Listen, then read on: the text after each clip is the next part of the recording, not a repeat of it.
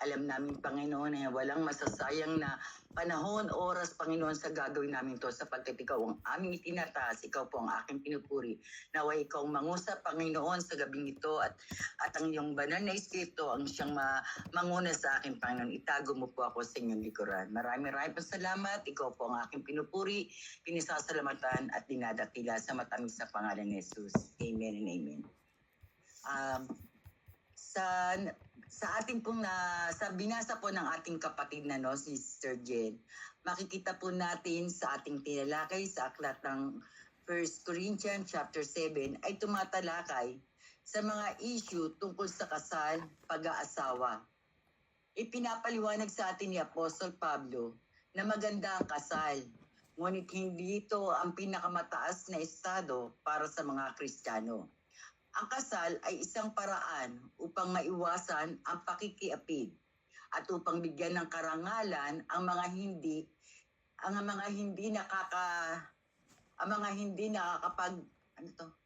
hindi nakakasal.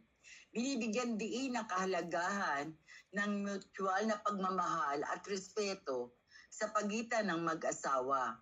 Walang sino man sa mag-asawa ang may karapatang tumanggi sa isa't isa sa mga tungkulin ng kasal, maliban kung may pinagkasunduan silang hindi magkasiping pansamantala. At ang payo ni Pablo sa mga naiwan ng asawa o hindi pa nag-aasawa, kung kaya nilang manatiling sila'y mag-isa o tinatawag nating single, maganda yon. Ngunit kung hindi nila mapigilan ang kanilang sarili, mas mabuti pang mag-asawa. Ang desisyong mag-asawa ay hindi kasalan, ngunit may mga paghihirap at nakaakibat ito. At ang kasal sa pagitan ng mananampalataya at hindi mananampalataya. Kung ang isang hindi mananampalataya ay nais na manatili sa relasyon, hindi dapat iwan ng mananampalataya. Ngunit kung ang hindi mananampalataya ay nais umalis, hayaan na lang at hindi obligado ang mananampalataya na ipilit ang relasyon. Tungkulin ng mag-asawa na dapat tuparin ang kanilang tungkulin sa isa't isa, na may pagmamahal, respeto, hindi na ang babae o lalaki ang may karapatan sa sarili nilang katawan, kundi ang kanilang asawa.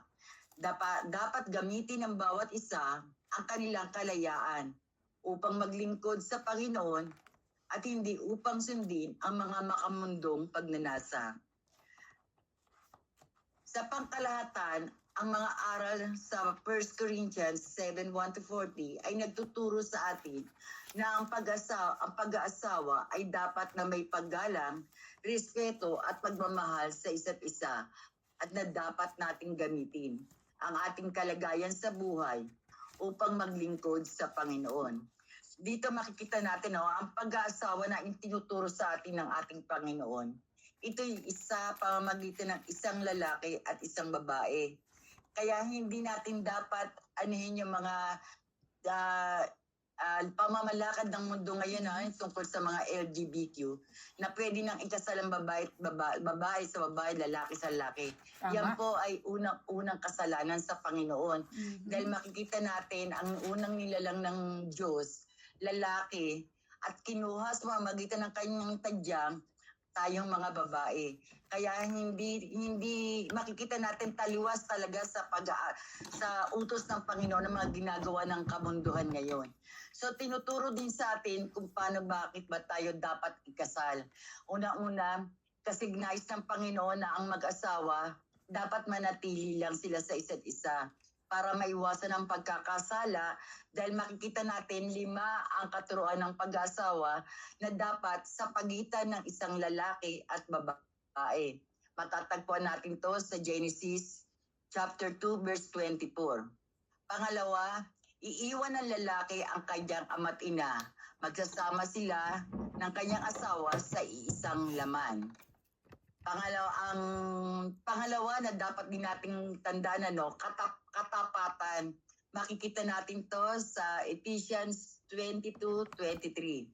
Ang katapatan na yan ay may kasama o kaakibat na pagmamahal at respeto sa isa't isa. Nakakalungkot na makita natin sa panahon ngayon na mayroong mga battered wife, no, na nasasaktan ng mga lalaki dahil hindi nila alam ang inuutos ng banal na kasulatan tungkol sa paano ba ang pagsasama ng isang mag-asawa. At pangatlo, may pagmamahal at respeto sa isa't isa. Ito'y matatagpuan sa Corinthians 13:4. Pang-apat, pagkakaisa, maging isa sa katawan, kaluluwa at espiritu. Sa Genesis natin makikita ito, chapter 2, verse 24. Sa panglima, permanente, yung kumbaga hindi na ina-allowed sa ating ng Panginoon yung paiba-iba ng asawa. Kailangan kung sino talaga yung pinili mo, kaya nga sabi ng Panginoon, huwag kayong makipamatok sa hindi nyo pamatok. Kaya masyadong maingat ang Panginoon pagdating sa ang turo ng Panginoon sa atin bilang mananampalataya, no, sa pag-aasawa. Kailangan talaga, although hindi naman sinabi kasi marami pa rin sa ating Christian na nakakapag-asawa tayo na minsan hindi Kristiyano, no? Katulad ko, hindi ako nakapag-asawa ng kapwa ko rin pamatok. Kaya siguro nagkaroon din ng struggle yung buhay ko kung matatanong yun. No? Kaya nung inatasan sa akin tong sinabi ni Sister Ana, sabi ko nga pag-utos ng Panginoon at pag ako talaga inanuhan sa pag-share o pag-exhortation, hindi ako makatanggi. Kasi una-una, alam kong para sa Panginoon tong gagawin ko, kaya hindi ako pwedeng tumanggi. Pero bagamat may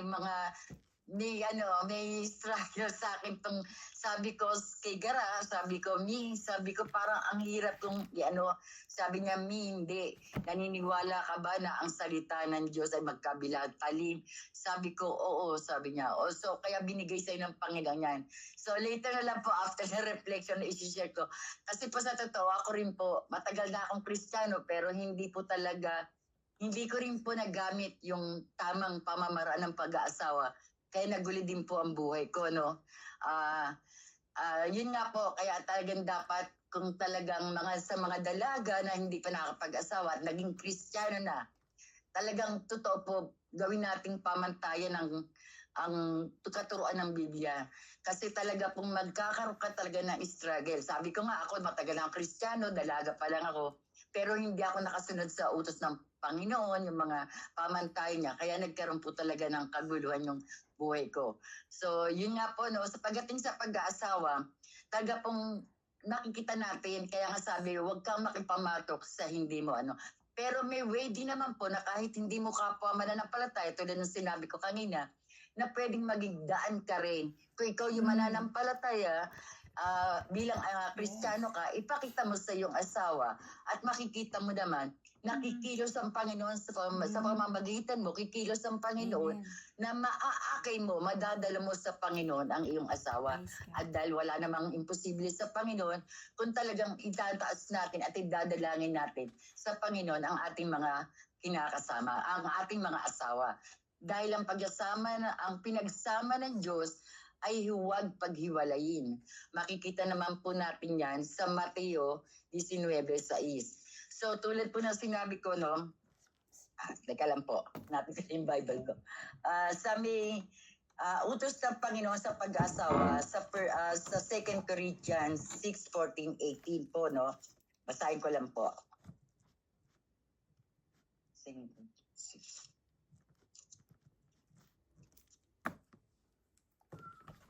Ang sinasabi po, huwag kayong makisama sa mga di sumasampalataya na para bang kapareho ninyo sila. Maari bang magsama ang katwiran at ang kalikuan? O kaya'y ang liwanag at ang kadiliman? So malinaw po na sinabi dyan, na mahirap talaga. Kaya nga po hanggat maaari, talagang dapat hindi po nire-require ng pastor o ng sino man, kundi po ang banal na kasulatan na ayon sa ating Panginoon. Na gano'n ang gusto niyang mangyari. Nang sa gano'n, para maging maayos, smooth po lahat ng pagsasama na isang relasyon. Kapag kapwa mo kasi mananampatay nakuha mo, makita niyo po lahat yan maayos. Kaya ito po ang nais ng Panginoon sa atin. Nasa na? ang liwanag at ang kadiliman. Maaari bang magkasundo si Kristo at ang Diablo? Ano ang kaugnayan ng sumasampalataya sa di sumasampalataya? Di kaya ang templo ng Diyos sa Diyos-Diyosan? Hindi ba tayo ang templo ng Diyos sa buhay? Siya ang may sabi. Kaya po, yun po makikita natin kung ano po ba talaga ang utos ng Panginoon sa ating pag-aasawa. So sa pagbasahin ko naman po sa inyong utos para sa mga kalalakihan, makikita po natin sa Ephesians 5:25 po.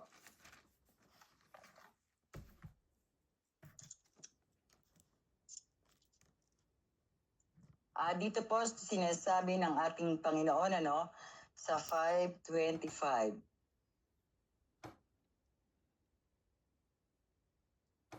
Kung binigyan tayo ng buhay ng Espiritu, tama ba? Ephesians. Sorry po. Pasensya na po kayo. Mahirap po talaga yung may edad na. And kaya malabo po ang mata ko, tapos maliit pa po yung ng Bible ko, mga letra. Ephesians 5:25. Ito po. Okay po. Sa 5:25 po, sinasabi po sa atin, mga lalaki, mahalin ninyo ang inyong asawa na gaya ng pagmamahal ni Kristo sa Iglesia. Inihandog niya ang kanyang buhay para sa Iglesia. Ito po ay para sa mga lalaki. Basahin naman po natin yung 1 Peter 3:17. Ito naman po ay kautusan para sa mga babae. Para po alam natin, dahil majority po tayo dito, puro babae. Sana, 1 Peter. Dali po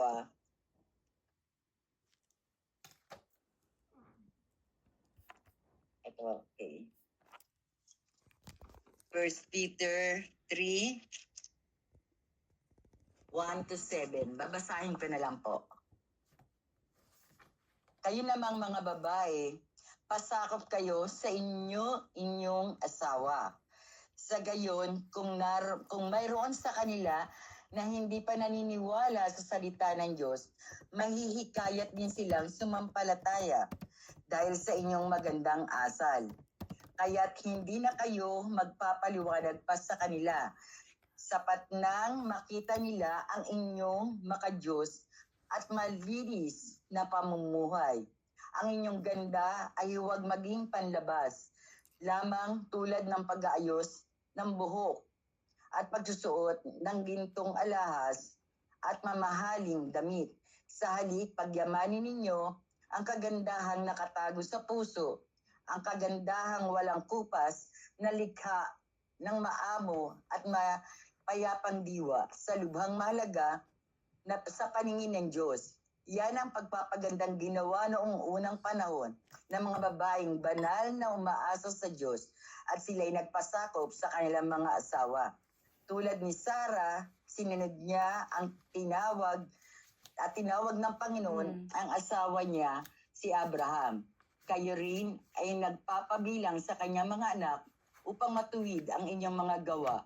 At kung wala kayong anumang kinatatakutan, kayo ng mga lalaki, gawain ninyo ang pakitunguhang mabuti ang inyong asawa sapagkat sila'y mahina at sila'y kasama ninyong tatanggap ng buhay na kaloob ng Diyos. Gawin ninyo ito upang walang maging sagabal sa inyong mga panalangin. So napakabuti po talaga, kung talaga pong kanyang susundin po natin na lahat ng mga kautusan ng Panginoon para sa mag-asawa. Wala po sigurong mag-aaway, walang maghihiwalay. Kasi po, yun talaga ang nais ng Panginoon, Hindi nais ng Panginoon yung pag nag-asawa ka, maghihiwalay. Hindi po nais ng Panginoon yun.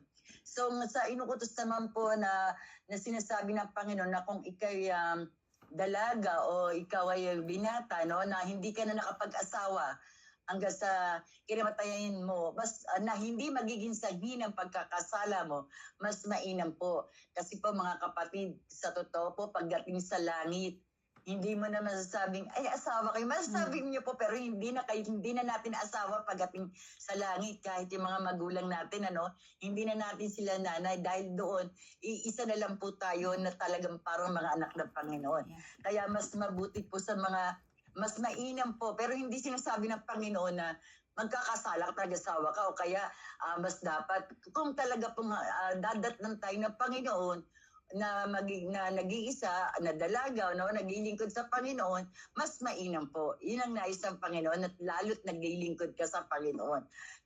Kaya po hindi po hadlang na sa pag-aasawa, hindi po naman kasalanan yon. Ang nais lang ng Panginoon, maging maayos kung paano ang pag-aasawa, kung paano tayo magpasakop sa ating mga asawa, at kung paano din ang mga lalaki kontratuhin ang kanilang mga asawa. Kaya po nakakalungkot lang dahil sa panahon natin ngayon, makikita natin, maraming mga babae nakakaranas ng pambubugbog, hindi pa lang pambubugbog, pati pag pinapatay na po, tagang makikita natin, pasama na ng pasama ang mundo natin ngayon. At ang mga babae naman, ganun din po, hindi na sila marunong magpasakop sa kanilang mga asawa, bagkus minsan sila pa yung parang kala mo sila yung lalaki. Kaya tagang puro kabaligtaran na po nangyayari sa mundo natin ngayon. Kaya sana po maging isa pong mga maging gabay po natin itong mga napag-aralan natin ito sa sa 1 Corinthians, talagang makikita natin kung may anak man tayong dalaga, mga dalaga pa, kung lalaki man o babae, dapat po malaman na nila yung mga ganitong alituntunin ng Panginoon, lalo't mga Christian naman na tayo.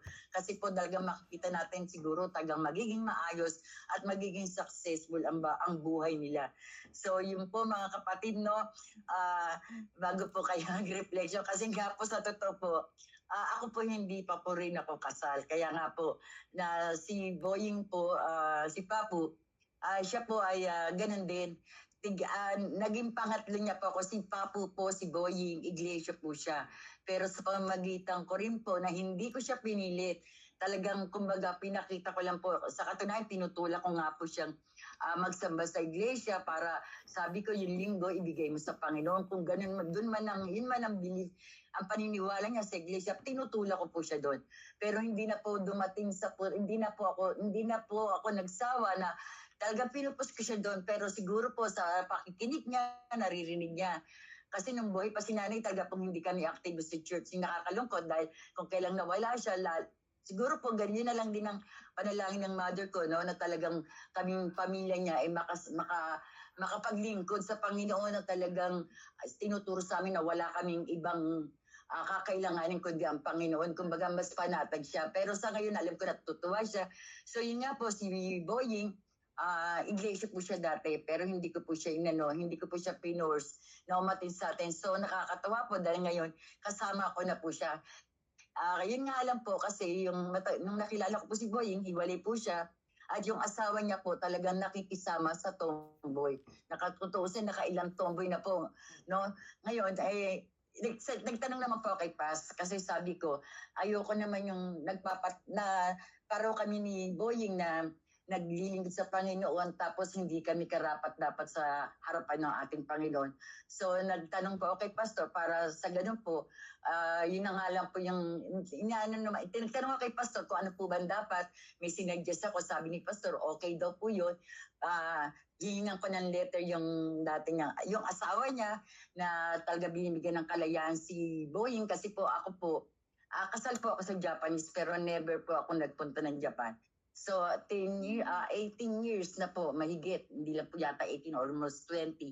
So invalid na po siguro yun. Unang-una, wala naman kami kakayanan magpa-divorce, magpa-annulment. Kaya yun po, natanong ko kay Paz. So pumayag down po si Paz.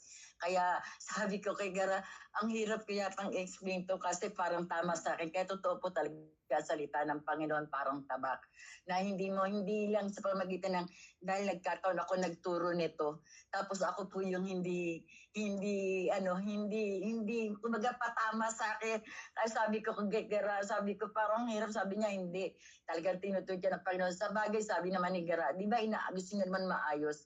Kaya yun po mga kapatid, kung kalulubin po ng Panginoon, kung mapapapayag po namin yung asawa niya na gagawa po ng letter at talagang pinahinayaan niya na pong palayain si Boying, as soon po, as kahit, kung basta pa nagkatanggap na po yung sulat, kahit simpleng, po, kasimba pa rin po talaga yung basbas ng Panginoon, lalo naman po, kami ni Boying, nagkaisa po kami sa pananampalataya na nagpapagamit sa Panginoon.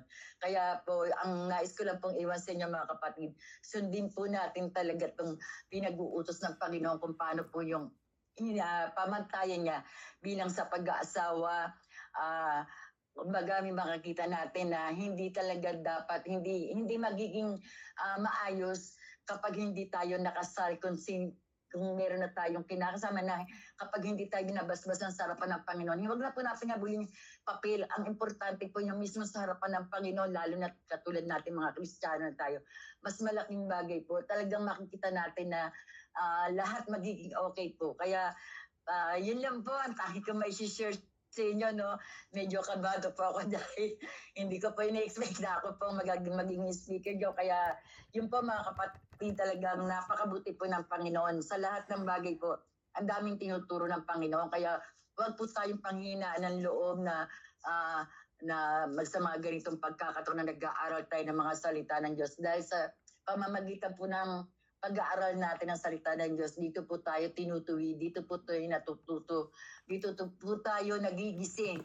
Kumbaga maraming, kung ngayon nga mahirap na pag naisip mo yung mga mali mo no, bakit hindi mo in-apply? Kasi hindi pa rin po ako ganun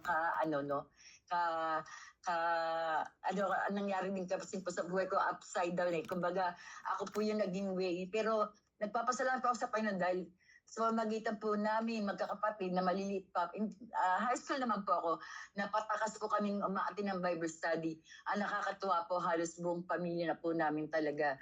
Ultimong lola ko, hanggang sa namatay na po, talagang nadala ko sa Panginoon na talagang kung sa palakihan lang po na ribulto, malalaki po ribulto namin. Kaya sabi ko, yun lang po, talagang ako yung nauna. Kaya nga meron sa Bible na ang mga nauuna, nahuli, ang mga nahuli, nauna. Pero praise God po, kasi kahit na gano'n na nangyari sa buhay ko, nananatili pa rin po kaming patuloy na lumalakad sa alituntunin ng Panginoon. At patuloy pa rin po namin talagang paninindigan na ang Panginoong Diyos na nakilala namin ay Diyos na buhay. Yun lamang po mga kapatid, sa Diyos po ang mataas na papuri.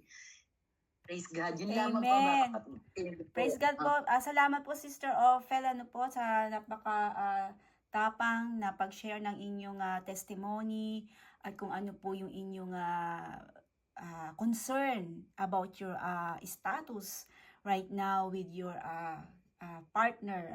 So, salamat po sa inyong pagpapaunlak sa gawain ng Panginoon. Po ako magbibigay lang po ng kaunting reflection and then si Sister Rose na po ang tatawagin natin for concluder. Ang sabi po dito sa chapter 7 ng verse 5, do not deprive each other of sexual relations unless you both agree to refrain from sexual intimacy for a limited time so you can give yourself more completely to prayer. Afterward, you should come together again so that Satan won't be able to tempt you because of your lack of self-control. Ito po ay patungkol sa mag-asawa naman po ito, So, ang sabi dito, ang preference na verse na nakita ko dito ay sa first